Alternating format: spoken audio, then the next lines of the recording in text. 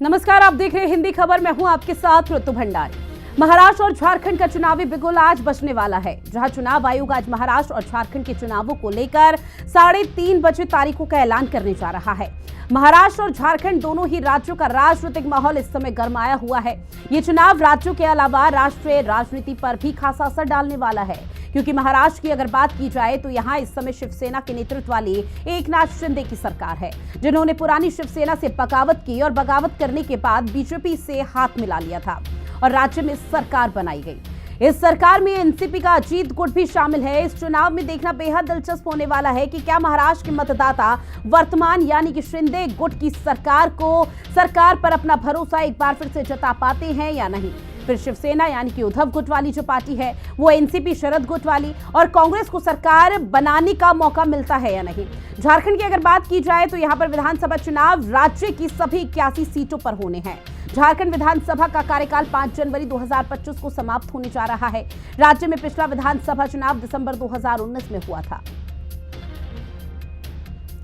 और ऐसे में इंतजार किया जा रहा है दोपहर 3:30 बजे का, जब आज दोपहर 3:30 बजे चुनाव आयोग के जरिए प्रेस कॉन्फ्रेंस की जाएगी। अब ऐसे में हिंदी खबर के भी कुछ सवाल हैं, ग्राफिक्स के जरिए आपको वो भी बताते हैं। जहां सवाल ये उठ रहा है कि दोनों राज्य जहां आज ऐलान हो जाएगा तारीखों का, वहां के राज्यों के दंगल में कौन किस पर भारी पड़ता हुआ नजर आ पा रहा है।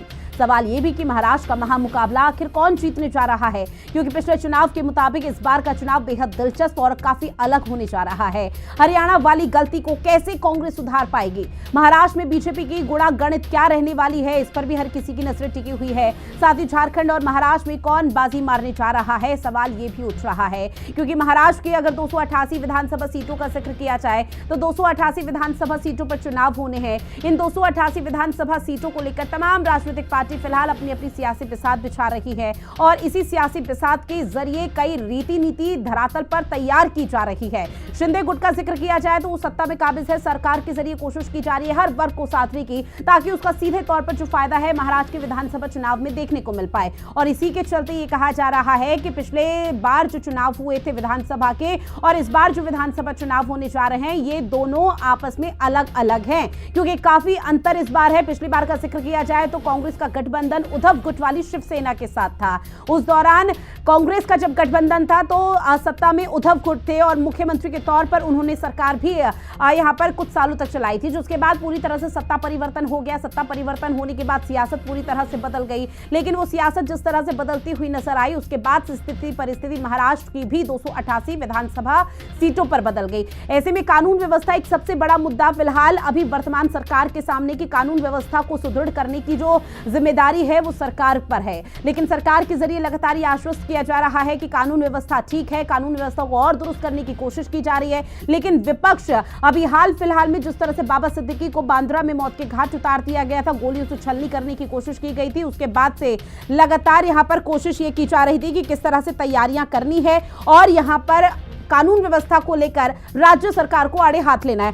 दो खास मेहमान हमारे साथ जुड़ चुके हैं, रत्नाकर सिंह जी जो कि बीजेपी के नेता हैं, साथ ही हमारे साथ जुड़ चुके हैं अभिषेक वाजपेयी जी जो कि समाजवादी पार्टी के प्रवक्ता हैं। बहुत स्वागत करती हूं आप दोनों का हिंदी खबर में। रत्नाकर जी, शुरुआत आपसे, क्योंकि दोपहर 3:30 बजे का समय जिसका इंतजार निश्चित तौर पर आप लोगों को भी होगा जब चुनाव आयोग तारीखों का ऐलान कर देगा, लेकिन हर किसी की नजर महाराष्ट्र और झारखंड के विधानसभा चुनावों पर टिकी हुई है। मैं महाराष्ट्र का जिक्र करूं तो महाराष्ट्र में क्या तैयारी आप लोगों की? जी बिल्कुल, 3:30 बजे जो प्रेस कॉन्फ्रेंस के बाद यहाँ पे चुनावी तारीखों का ऐलान जो करने जा रही है चुनाव आयोग, निश्चित रूप से भारतीय जनता पार्टी और उसके गठबंधन के जो साथी हैं वो पूरी तरह से तैयार हैं। हम 288 सीटों पे जो भी सीटों का बंटवारा है वो हम पूरा कर चुके हैं। आने वाले बहुत जल्दी ही हम सारे कैंडिडेट्स का नामों का जो है लिस्ट भी निकालने जा रहे हैं। निश्चित रूप से जिस प्रकार महायुति की सरकार ने महाराष्ट्र की जनता के लिए और महाराष्ट्र के लिए जो काम किया उसको देखते हुए इस बार हमें पूरी तरह से आशा और भरोसा है पूरी तरह से कि हमको महाराष्ट्र की जनता आशीर्वाद देने जा रही है।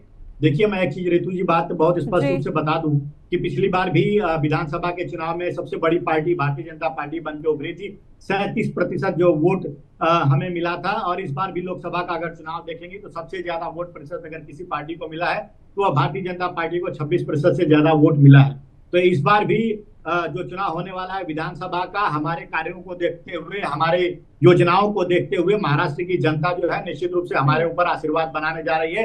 और अगर मैं बात करूं महाविकास आघाड़ी गठबंधन की, तो इनकी आपस में जिस तरह से हरियाणा में खींचातानी चल रही थी, वही खींचातानी आज भी यहाँ पे इनके अंदर चल रही है। संजय राउत कभी नाना पटोले के ऊपर कटाक्ष बोलते हैं, कभी नाना पटोले संजय राउत के ऊपर कटाक्ष बोलते हैं। ट्राइडेंट होटल में कुछ दिन पहले जो मीटिंग हुई थी उसमें किस तरह से आपसी झड़प देखने को मिला, पूरा जग जाहिर। और महाराष्ट्र देखिए सर, ये तो बखूबी आप मुझसे बेहतर जानते हैं कि राजनीति में कब क्या हो जाए, कौन किसके पाले में आ जाए, कोई नहीं जानता। आज शायद जो बयानबाजी आप लोगों के अगेंस्ट में दी जा रही है या कांग्रेस पार्टी के अगेंस्ट में दी जा रही है, कल वो उन्हीं के पाले में होंगे तो उन्हीं की विचारधारा के अकॉर्डिंग चलते हुए नजर आएंगे। इस पर डिस्कशन करेंगे, लेकिन एक और सवाल मेरा आपसे, देखिए सीट शेयरिंग को लेकर निश्चित तौर पर हर किसी की नजरें टिकी होगी कि महाराष्ट्र की 288 विधानसभा सीटों में शिवसेना, एनसीपी जो गुट अभी आप लोगों के पास है, चाहे अजीत पवार का जिक्र किया जाए या एकनाथ शिंदे का, इन गुटों में भी सीट शेयरिंग को लेकर उठापटक की स्थिति रहेगी कि किस तरह से उसमें सामंजस्य बैठाना है। सियासत पूरी तरह से चरम पर है और बाबा सिद्दीकी का पूरा ये मामला, जिसको लेकर कानून व्यवस्था को लेकर आप लोगों पर लगातार सवाल उठ रहे हैं, क्या ये एक बड़ी चुनौती नहीं है महाराष्ट्र में आप लोगों के लिए? रितु जी, जिस तरह से महायुति की सरकार ने एक्शन लिया, जिस तरह से बाबा सिद्दीकी ने अपना शक जाहिर किया था कि उनके ऊपर हमला हो सकता है, और महायुति गठबंधन सरकार ने केंद्र सरकार से संस्तुति कर करके अगुवाई श्रेणी की सुरक्षा प्रदान की थी और हमने त्वरित कार्रवाई की उस पर। लेकिन कहीं ना कहीं कुछ खामियां रह गई, जिसकी वजह से जो है बाबा सिद्दीकी के ऊपर हमला हुआ और हमने दोनों आरोपियों को पकड़ लिया है और उसी के माध्यम से पूछताछ जारी है। और 5 टीमें हमने गठित किया था और 5 टीमें 15 राज्यों से ज्यादा की टीमों के साथ मिलकर के काम कर रही हैं। और मुख्यमंत्री जी ने स्पष्ट रूप से कहा है, निश्चित तौर पर सर आपकी बात से पूरी तरह से सहमत, और ये भी आप बखूबी जानते होंगे कि जब 100 अच्छा कुछ काम कर दे, चाहे जनता के लिए हो या प्रदेश के लिए हो, लेकिन अगर एक गलती राज्य सरकार से हो जाए तो उसको बहुत तेजी के साथ गिनाया जाता है। बेशक से आप लोगों ने इस पूरे मामले को लेकर कार्रवाई की हो, तमाम एक्शन उठाए हो, लेकिन एक पूरी तरह से विपक्ष इस पूरे मामले को मुद्दा बनाने की कोशिश कर रहा है। जिस वाई कैटेगरी की सुरक्षा का आप जिक्र कर रहे हैं, अगर ऐसी वाई कैटेगरी की सुरक्षा होती है तो किसी को नहीं चाहिए फिर? नहीं रितु जी, देखिए मुख्यमंत्री जी ने कहा है बहुत स्पष्ट तौर पे, जहां की महाविकास आघाड़ी मांग कर रही थी कि अपराधियों का इनकाउंटर किया जाए, तो एक तरफ जब भी बदलापुर की घटना में इनकाउंटर होता है, वह पुलिस को गोली मारने की कोशिश करता है, उसका इनकाउंटर किया जाता है, तो पुलिस इनकाउंटर करती है तो हो हल्ला मचाते हैं। वहीं पे आज देखिए किस तरह से कह रहे हैं ये लोग इनकाउंटर किया जाए। लेकिन मैं बता दूं स्पष्ट तौर से, शिंदे जी ने कहा है, माननीय मुख्यमंत्री जी ने कहा है कि हम अपराधियों को छोड़ेंगे नहीं, उनको फांसी की सजा दिलाकर ही रहेंगे। बिल्कुल, बख्शा किसी को नहीं जाएगा, चाहे किसी ने कितना भी बड़ा अपराध क्यों ना किया हो, राज्य सरकार का ये कहना। लौटूंगी मैं आपके पास अभिषेक वाजपेयी जी, आपका रुख करते हुए, क्योंकि देखिए दोपहर 3:30 बजे का वो समय होगा जब चुनाव आयोग के जरिए प्रेस कॉन्फ्रेंस की जाएगी। ऐसे में उत्तर प्रदेश की 10 विधानसभा सीटों का जिक्र करूं जहां पर उपचुनाव होने हैं, वहां पर समाजवादी पार्टी ने 6 सीटों पर अपने उम्मीदवारों के नामों का ऐलान कर दिया। बाकी 4 कब दिखने को मिलेंगी और उन 4 पर क्या कांग्रेस अलायंस के तौर पर उतरेगी मैदान में, या फिर समाजवादी पार्टी ही चारों सीट पर अपने नाम प्रत्याशी उतार रही है? धन्यवाद रितु जी। और क्योंकि मैं की बात से जब मैं सुनना और देखिए, इंडिया गठबंधन है, इंडिया गठबंधन का हिस्सा कांग्रेस पार्टी है और उसके साथ हम आगे बढ़ रहे हैं।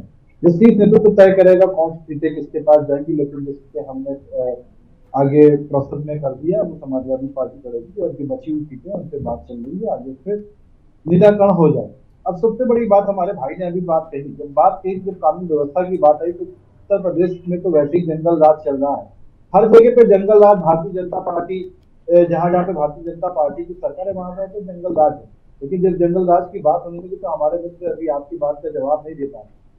अगर वाई कैटेगरी की सुरक्षा ऐसी होती तो हमको लगता है कि हर किसी व्यक्ति को अकेला ही घूमे तो ज्यादा बेटर है।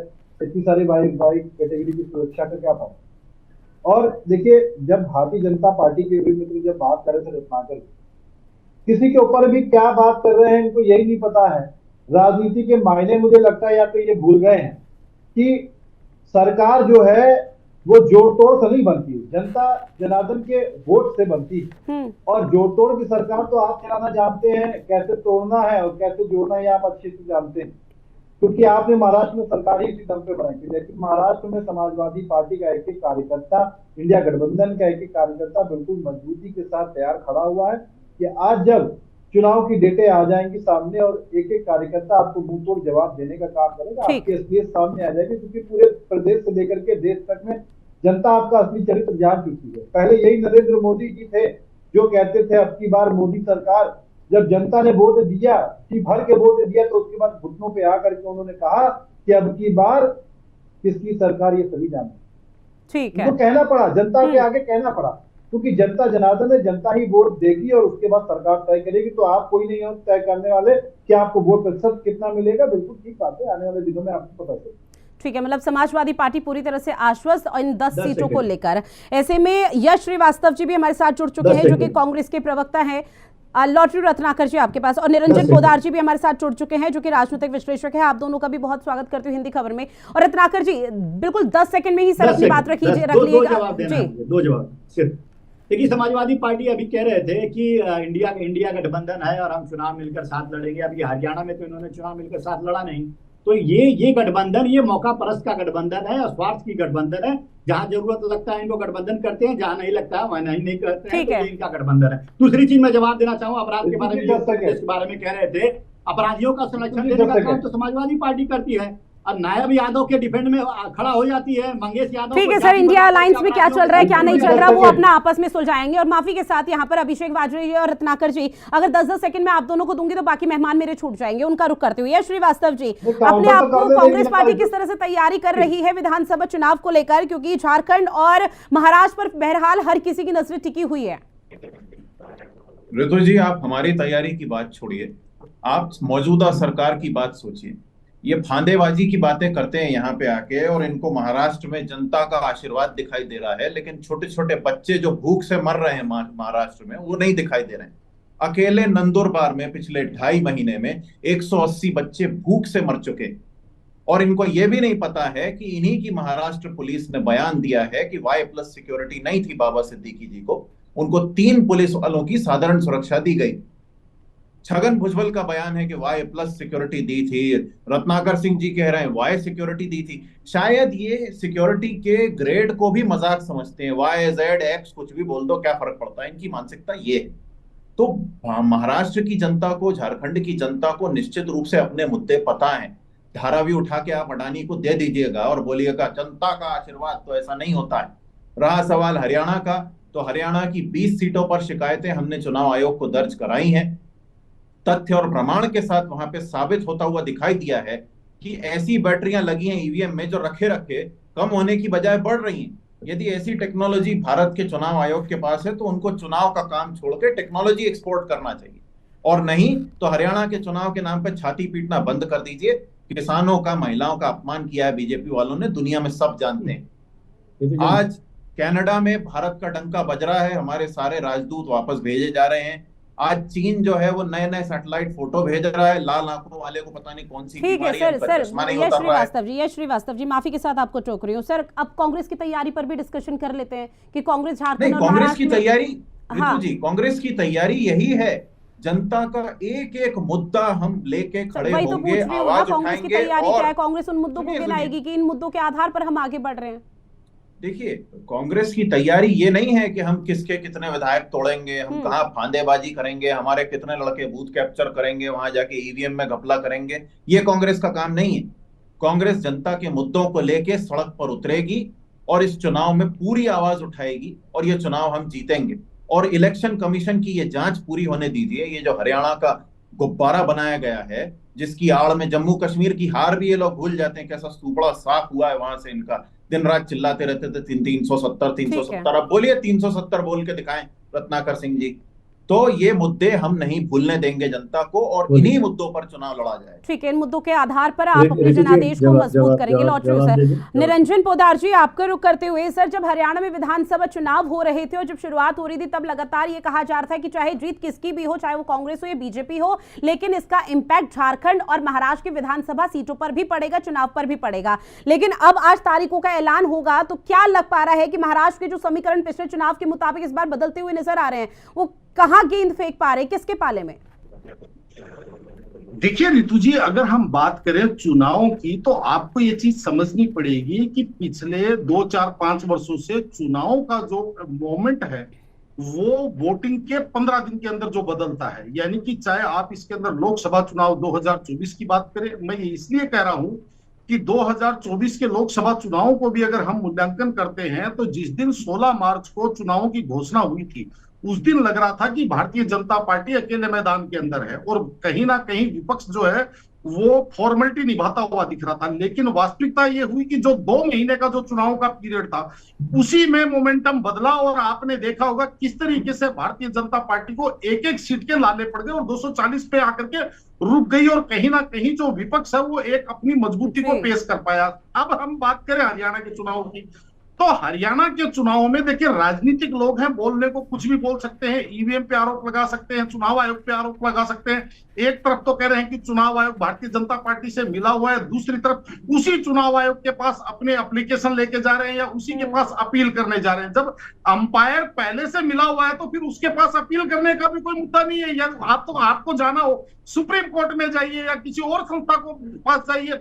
खैर मैं उस बात पे नहीं जाता, मैं इस बात पे कहता हूं कि जिस तरीके से हरियाणा चुनाव के 2 महीने पहले, 1.5 महीने पहले ऐसा लग रहा था कि कांग्रेस भारतीय जनता पार्टी से बहुत आगे है, लेकिन मैंने स्वयं हरियाणा चुनाव के अंदर मैंने शिरकत करी और मैं वहां पे काफी घूमा भी क्षेत्र के अंदर और मैं उसी समय कह रहा था कि चुनावों के 15 दिन के अंदर अंदर जो चुनाव बदलता हुआ दिख रहा था, उस टाइम भी मैं तमाम टीवी चैनलों पे कह रहा था कि अब चुनाव बदलता हुआ नजर आ रहा है।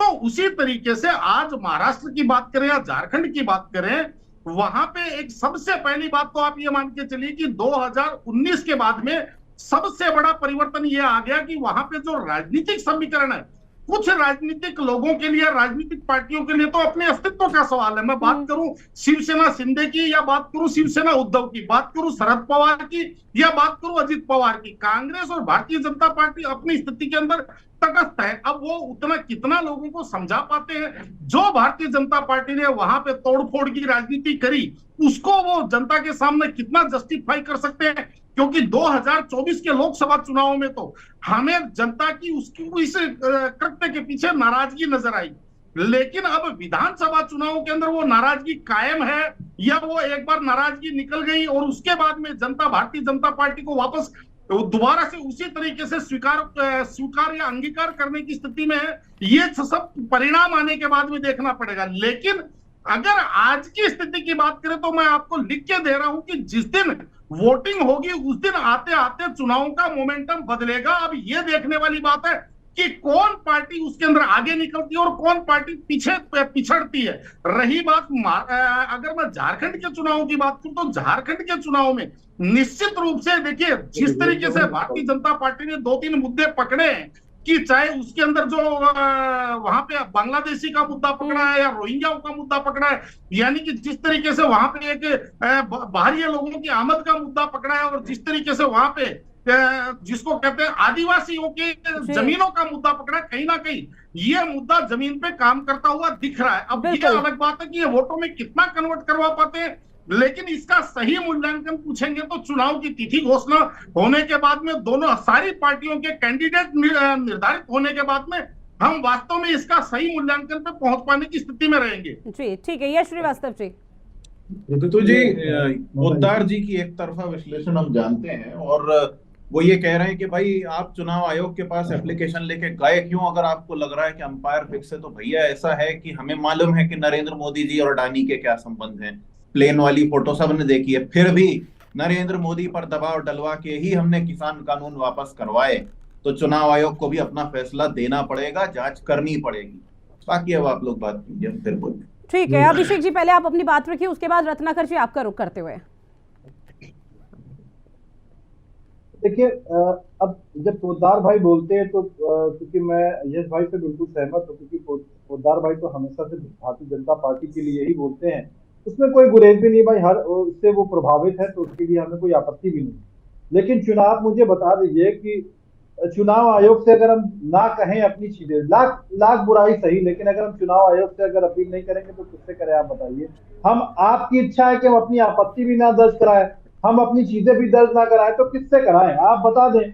और दूसरी चीज जब आप बात करते हैं भारतीय जनता पार्टी के लिए, तो आपको लगता है कि बाकी सारी पार्टियां जो बड़ी कमजोर कड़ी में है, भारतीय जनता पार्टी ही सिर्फ एक इकलौती ऐसी पार्टी है जो सिर्फ देश को लेकर के आगे बढ़ सकती है, सारे का जनार्दन ने वोट भारतीय जनता पार्टी नहीं देता है। तो ऐसा नहीं होता है पुदाजा, हर एक पार्टी के अपने वोट कैंडिडेट होते हैं और कैंडिडेट जो वोट लेता है, जनता जनार्दन वोट देती है तो अपने मुद्दों पर देती है।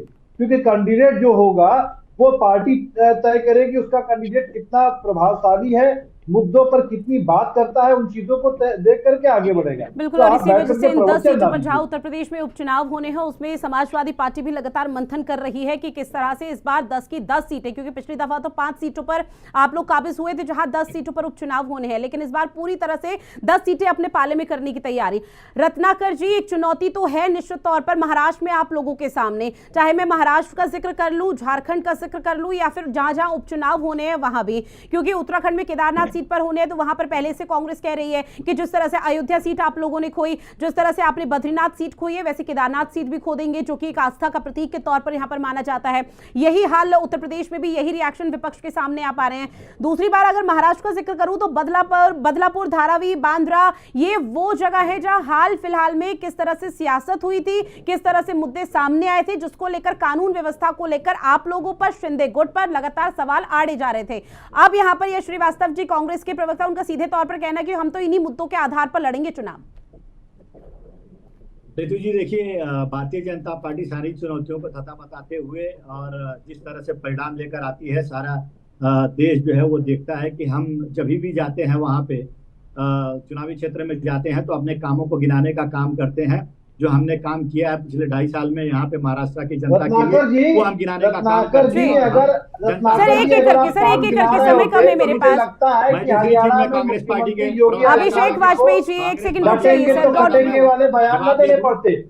अगर आप काम गिना रहे होते तो मुख्यमंत्री योगी ठीक है सर, ऐसे तू मैं करके चर्चा नहीं होती, लेकिन अभी इंतजार ये रहेगा कि दोपहर 3:30 बजे जब प्रेस कॉन्फ्रेंस चुनाव आयोग के जरिए की जाएगी तो उस दौरान तारीखों का ऐलान कैसे किया जाता है और कितने चरणों में इन दोनों राज्यों में या बाकी जगह जहां उपचुनाव होने वहां पर मतदान होंगे, उसका भी इंतजार रहेगा। उसके बाद आप लोगों की क्या रीति नीति और रणनीति तैयार होनी है धरातल पर, वो देखना भी बेहद दिलचस्प है। बहरहाल आप सभी मेहमान हमारे साथ जुड़े, इस महत्वपूर्ण विषय पर चर्चा की है, उसके लिए आप सभी का बहुत शुक्रिया। और हमारी खास पेशकश में इतना ही, मुझे दीजिए इजाजत, नमस्कार।